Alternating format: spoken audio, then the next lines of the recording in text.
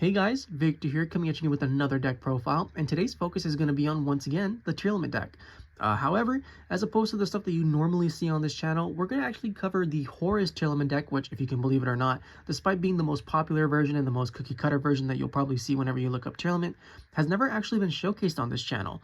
But, yeah, I decided, why not? You know, we finally have the cards, might as well showcase it while we can, and then we can use it as inspiration for the other decks, or just the other variants in general that will eventually pop up on this channel. So, with that out of the way, let's just jump straight into the deck profile. Now, as always, we're going to be starting off with the monster lineup, and what better monster to start it off with than what's going to be our main starter for the deck, being Tearlaments Reinoheart. So, while it may not seem like it does much on its own, because on normal or special summon, it sends one tier monster from your deck to your grave, and we don't have Kid Colossus anymore, which means that it's not, you know, like an insta plus a million. It's still really valuable, and it's definitely like the most ideal monster that you want to open up with, because as long as you have this, and ideally if you can pair it up with like a Tearlament Scream, for example, you're going to be able to play during your turn and your opponent's turn, even if your mills are pretty mediocre, if I'm being honest. And then it being a water monster also allows us to have access to key cards such as Bahamut Shark, which gives us Toadally Awesome, which is an Omni Negate. And yeah, this card, I am very confident in saying that you have to play 3 of now, well, at least when you're playing this version of Tearlament, because it is that important to help your game plan. And then to go with our Tearlaments Reinoheart, you play the 3 Tearlaments Kashtira. On normal special summon, you mill 3 cards, and when this card is sent to the graveyard, you mill 2 more cards. You know, milling is good. We got to try to mill as much as possible. Then after that, we play the 1 of Tearlament monsters, the 1 Tearlaments Havnis. You know, when your opponent activates a monster effect, you can special summon this from your hand and mill 3. Tearlaments merrli, when you normal or special summon this card, it mills 3. And then Tearlaments scheiren, you can discard 1 monster from your hand, and then you mill 3 cards. And of course, they all fusion summon as well. If we could play more, obviously we would, but they're all limited for a reason, because they're very good cards. So we just have to live with that if we want to play tier in this current format. And that's it for the Tearlament monsters, but we do play some cards to help support our Tearlament monsters, such as Kashtira Fenrir, which we play 2 of. Sometimes I want to I feel like I want to play 3, sometimes I want to play 2, sometimes I even want to play 1. It changes on the day, but I think 2 is probably the best ratio for the most part, just because it pretty much allows you to not break on it, I guess, because if you don't want to open multiples of these, basically. You only want to have the 1 to help ensure that you can actually search out your key combo pieces, because what this card does is it helps you search out for any Kashtira monster, and as a result, Tearlaments Kashtira just happens to be a Kashtira monster, which means you can search that. The moment it hits the field, it's also pretty much like a pretty imposing threat, just because there's a lot of cards that your opponent does not want to have banished face down, and it kind of forces your opponent to play a little bit more awkwardly as a result, which, you know, is always a good thing for us. Like, the more wrenches that we can throw in our opponent's scheme, the better. So yeah, 2 Fenrir, perfectly fine. Like I said, if you want to play 3 or 1, that's also a valid choice. Then, to go with those, we're going to be playing the Horus engine like stated previously. So we play 3 Imsety Glory of Horus and 1 Hapi Guidance of Horus. Hapi doesn't really matter. Because we're pretty much never going to be using their other effects. The only ones that we're going to be caring about are Imsety's search effect for King Sarcophagus, because you just discard this and any other card to search King Sarcophagus, and then you draw a card. And their reborn effects, which don't activate, they're just like inherit summons. So as long as you control King Sarcophagus, you can bring them back from the graveyard once per turn. Just be aware that with this card, if you discard a Tearlament card, whether it's like your monsters or your spells and traps, they do not trigger because it discards for cost. So yeah, just be aware of that when you're trying to play. Don't try to activate your Tearlament cards, because that is illegal when you discard them off your Imseties. But the overall goal of this engine is literally just make Zombie Vampire, which, you know, allows you to mill 4 cards on the top of your deck and the top of your opponent's deck. And then hopefully when you combine that with all the other cards like the Tearlaments Kashtira, your Fenrirs, your Reinohearts, you should be able to have access to a good chunk of your deck by that point and be able to make some pretty impressive boards, if I'm being honest. So yeah, that's literally all this is, literally just Zombie Vampire Turbo. And if for some reason your opponent doesn't scoop, they're literally just big bodies that can help you beat over your opponent's monsters. So pretty good. Then we're still playing 2 Destiny Hero Malicious, which is basically just for Beatrice, because Beatrice is basically the god card of this deck, as it gives you access to quite literally anything that you want. You want a monster? Send Sulliek. You want to search a tier SpellTrap? Send Triivkarma. You want a fusion summon? Just send one of your fusion summoners. It literally does everything for this deck, so you have to play the 2 Malicious. I was playing the 2 Denier, but then I'd always draw it, and I just felt bad because I had no way to discard it, even with the Horus stuff. So yeah, just 2 Malicious is fine. Then we're going to be playing 2 Beastking of the Swamps. So you typically don't really see this one. Instead, you see either King of the Swamps or you see like a Danger Engine, which we're not playing just because I don't really enjoy the luck aspect that Dangers provide, since it pretty much relies entirely on your opponent's die rolling skills in order to, you know, hit something or not hit something. And I just don't like that gameplay. And then I don't really enjoy King of the Swamp either because it hard loses to droll basically, as opposed to this where it's a level 4, it's a water type. That means it helps you fuel your Bahamut Shark Toad plays, so it's not the worst normal summon in the world or the worst special summon in the world for like something such as Zombie Vampire or Cross Sheep or things of that nature. Then it also allows you to play Tearlaments Reinoheart, which thanks to Kick Colossus being banned is pretty much out of the question in most scenarios unless you play something like King of the Swamp, which we are in the form of Beastking of the Swamp. But yeah, it's a really cool thing. I just really enjoy it over the Dangers, which is what the main reason why I'm playing it. But and plus, you know, Tearlaments Reinoheart is pretty cool. Then we have a couple of one-ofs. So we play the Shufflers. So the one Keldo and the one Mudora. Kelbic and Nagito may be banned, but these guys aren't. And just being able to disrupt our opponent's graveyard is invaluable. And then for the final monster, you play the one Destrudo. This card does everything. You want to synchro? Cool. You want to exceed something with it? Also fine. You just need it for link fodder? Cool. It does that too. It literally does everything that you'd want it to do, and it's such a versatile card. I love it.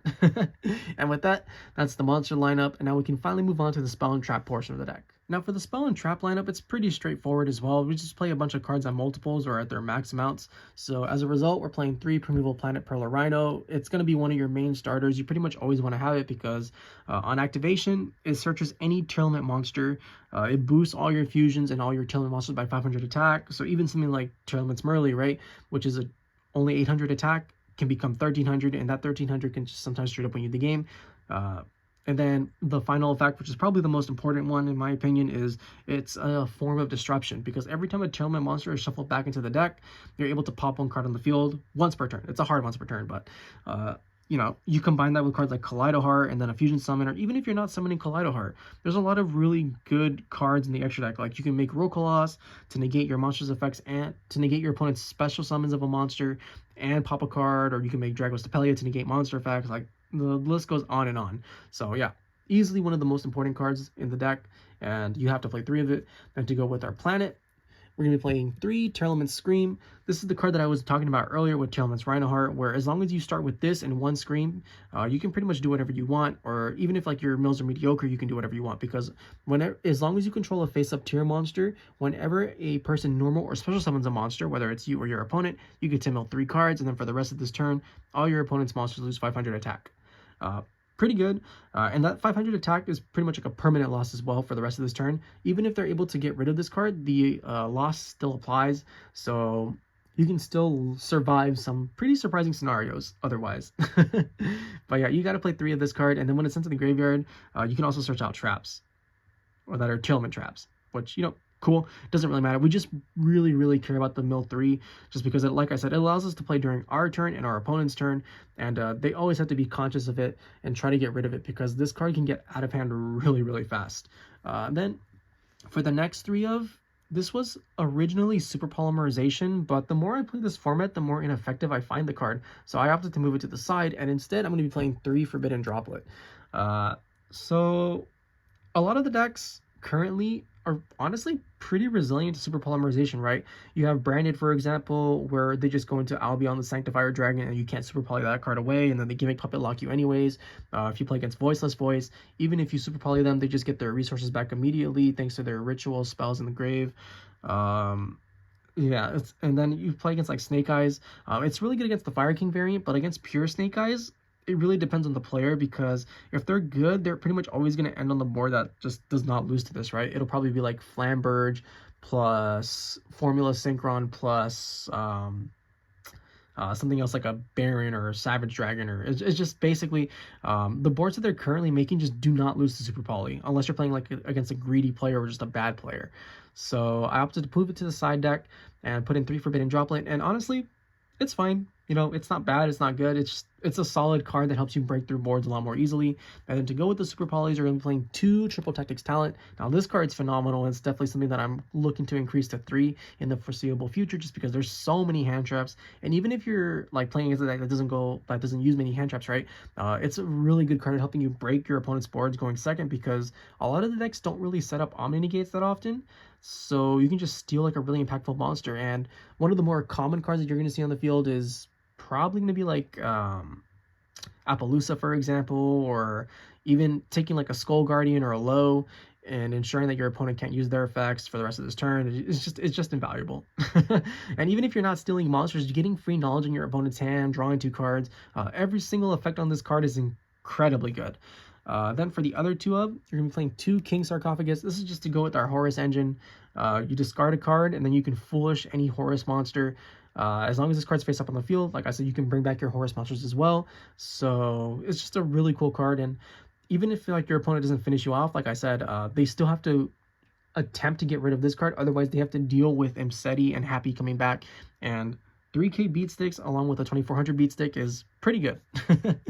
Especially like in a really grindy game state where everyone's resources are gone. And then we just play a couple 1-ofs, being the 1 Tearlaments Grief, basically emergency teleport and Foolish Burial in 1 for Tearlament monsters, and then the original Foolish Burial. And then that's it for the spell lineup. And then for the traps, we just play a couple, being the 2 Tearlaments Sulliek. It's a monster negate, and then when it's sent to the graveyard by card effect, you get to search for a Tearlaments monster. And the 1 Triivkarma, which we don't play Foolish Burial goods to send to the graveyard, but that's perfectly fine, because even if we dead draw it, that's what the Horus engine is for. You know, you discard it, or the Destiny Hero Malicious engine is for, because you make dangerous, you discard it, and eventually at some point you will mill it, just because this deck does mill a lot. And yeah, you know, it's just a really solid card, because you just banish it from the graveyard, and then you can search out any Tearlament spell and trap, because every single one mentions Visa Starfrost. And with that, that's the main deck. 40 cards as always, and now we can finally move on to the extra deck. Now, the extra deck pretty much makes use of every single mechanic. However, we definitely lean more towards the Exceed and the Fusion mechanic as opposed to the Synchro and the Link mechanic, just because those cards, I feel, in this specific version help out a lot more. So as a result, for the Synchros, we're just playing the 1 Baronne de Fleur. This is just pretty much going to be like your main Destrudo summon. As long as you have like a Fenrir or a Tearlaments Kashtira, which are very easy along with level 4, you can always make this card. And having an Omni Negate that can, during the standby phase, bring back another monster, just really good. Then for the links, we only play 3. We're playing the 1 Cross Sheep to help bring back key cards from the graveyard, the 1 IP Masquerena, in order to go into the SP Little Knight during our opponent's turn. And then SP Little Knight, you know, really good card. It banishes something on summon, typically as long as you use like an extra deck monster, which IP Masquerena is, and then it just helps you dodge cards by banishing itself in another card. So yeah, really good. And then that's it for the links. And then for the Exceed monsters, we talk about the aforementioned Bahamut Shark, which is what we use to special summon Toadally Awesome, which is an Omni Negate that takes the card that it negates as long as it destroys it. And then it also, when it goes to the graveyard, adds any water monster from your grave to your hand. So you can add back your Reinohearts, it can add back itself, it can add back your Tearlaments Kashtira. It's a really good card. And for the other Exceed monsters, you play the 1 Time Thief Redoer. I really like Time Thief Redoer, but if you want, this is probably the most cuttable card, and the most common replacement that you'd see with this is probably Typhon, but Typhon's pretty mediocre right now as well, just because a lot of decks don't really have monsters that summon cards over 3k. I mean, they do, but it's not as effective as it was in Vanadium format, for example. So I'd much rather have Time Thief Redoer, and like, it's just ultra invincible grind game, because it's always banishing itself, it's drawing you cards, it's stacking your opponent's deck if you're able to get a trap somehow. Yeah, just a really good card. Then you play the 1 Beatrice, the God card that gets you access to anything, the Zombie Vampire, which mills 4, special summons a monster that it mills. It's a 3k beat stick, it's a dark, so you can use it for your like your polymerization, or not your polymerization, but like for your fusions, if you mill a tier monster and stuff like that, just so you can recycle it and then try again on the next turn. Yeah, it's okay. It's all right. And that's it for the Exceed monsters. And then we have our fusions. So we have our traditional Super Poly targets, even though we're not playing Super Poly in the main, being the Mudragon of the Swamp, Garura, Wings of Resonant Life, and Predaplant Jagostapelia. So even though we're not playing Super Polymerization, all of these cards are still incredibly easy to make in this deck. So yeah, it's pretty fine. And we actually do use a lot of them, especially like Garura, right? It's typically one of like the main targets that we use in order to make Beatrice, Lady of the Eternal, just because it's very easy to get multiple just multiple Tearlament monsters of the same attribute after we've used one, because like I said, we're always milling as many cards as possible. So yeah, really good card. And then we play the one Destiny Hero Dangerous, which you know, discard a card. Foolish is a Destiny Hero monster, so even if you dead draw your maliciouses, it's not the end of the world, because you can always shuffle them back off of your fusions, and then you can discard a card and then ensure that they end up in the graveyard again. And you know, it's just a really good card. And this is pretty much like the auto Beatrice. We don't really use Garura as much. It's typically going to be dangerous plus malicious, but the situation does come up every now and then. Then you play the one Tearlaments Reinoheart on summon, or if you send an Aqua monster from deck to the grave, you can shuffle one card from your opponent's field back into their deck. Once per turn, if this card is sent to the grave by card effect, you can special summon it, and then you can Foolish one Tearlament card. Yeah, one Tearlament card. Whether it's a spell, trap, monster, it's up to you. It's 3k. It can't be used as fusion material for some reason. Just a really solid card. And then for the final monster, since we're playing the Beastking of the Swamps, we have to play the Tearlaments Reinoheart, because negating monster effects, or just any effect that would special summon a monster, is pretty cool. Just be aware with this one, it's a little bit weirder because it doesn't have the resiliency that Reinoheart does, because once this fusion summon card goes to the grave, it can only reborn itself once, period, unless you're able to like recycle it and then fusion summon it again. So it's a little bit more restrictive compared to Reinoheart, but it's still really good. 3k beat stick. It can come back once, like I said. Just really solid. And with that, that's the Horus Tearlament deck profile. I hope you guys enjoyed it. If you did, please feel free to like, comment, subscribe, and I'll catch you guys next time. See ya.